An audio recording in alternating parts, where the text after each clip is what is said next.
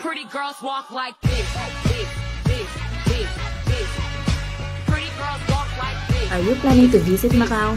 Welcome to my YouTube channel. Here are some tips before you go to visit Macau.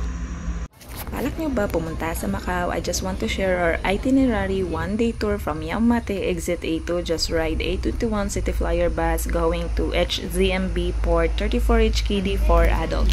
When we arrive at the immigration, just present HKID, then you buy a ticket for 65 HKD. You can pay Octopus card.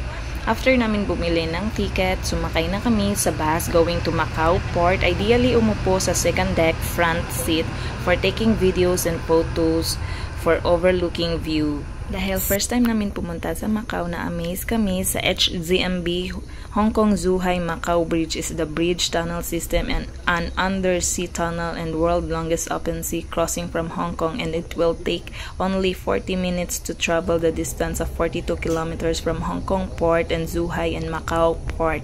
Arrive at Macau Immigration for checking. Pagkatapos, pwede na kayong mamili anong bus ang sasakyan nyo. 101X going to Parisian, Londoners, and Venetian. We take 102X to get down in Grand Lisboa for our first itinerary. Luckily, sobrang daming tao.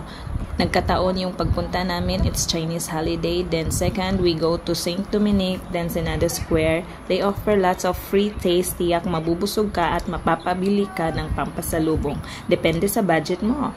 While walking, matatanaw mo na ang ruins of St. Paul.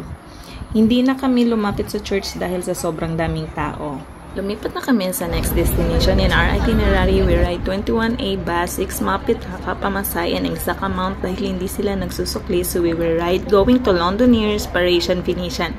Halos magkalapit lang sila lahat, kaya sinulit na namin ang one-day tour. Hindi kami makapag-overnight taking pictures and videos dahil may curfew ang day off namin. Kailangan naming umuwi. Pagbalik sa HZMB Port, just take 102X bus. Yan yung last stop ng bus.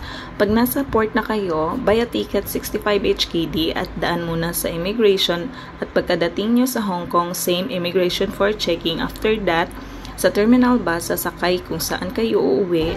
Hope nakatulong itong vlog ko for your plan to visit Macau soon. Thank you for watching!